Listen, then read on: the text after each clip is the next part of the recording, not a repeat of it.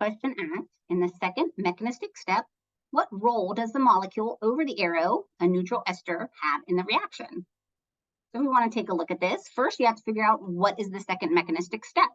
Okay, so a mechanistic step is showing the arrows that show you what bonds might be breaking or forming. Okay, so mechanistic step 1 is shown right here.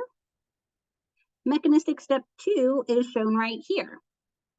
Right? If you want to think about how many more mechanistic steps there are, there's one more mechanistic step drawn right here, mechanistic step 3. So this is a reaction that has 3 mechanistic steps to get to the product that's shown. And we're going to focus our attention on mechanistic step number 2, because that's what the question's asking us about. The question asks, what role does the molecule over the arrow have? And they're telling us it's a neutral ester. So that's what this molecule is. It's overall neutral and it's an ester. So how do we tell what role it's playing in the reaction? Let's look at our answer choices. Our options are a base, a nucleophile, an acid, an electrophile, a leaving group. So typically, if you have a molecule acting as a base, you're going to see a proton transfer happening. And we don't really see any protons drawn in this step.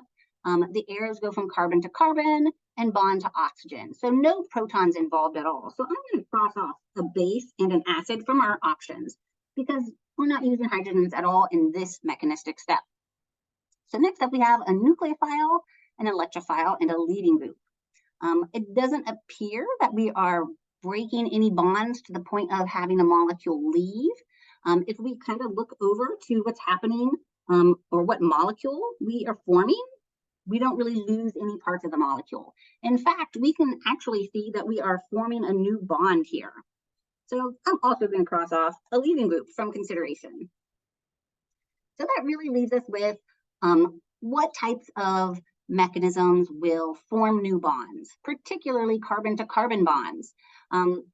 The only one that's really left at our disposal is a nucleophilic attack, right? So which molecule is the nucleophile and which molecule is the electrophile?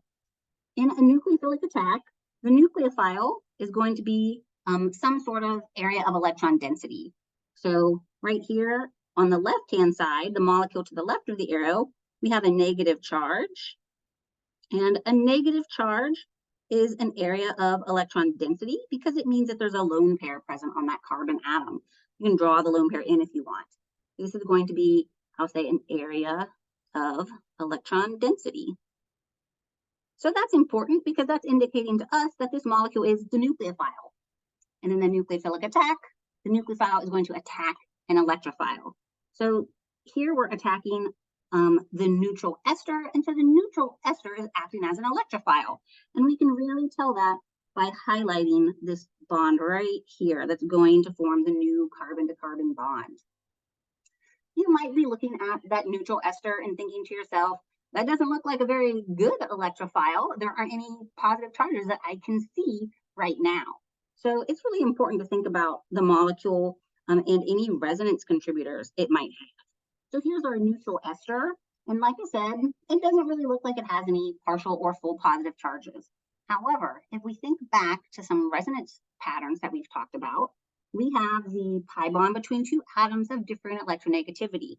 And so we can draw a resonance contributor that shows a positive charge on that carbon that we see being attacked by a nucleophile in mechanistic step number 2.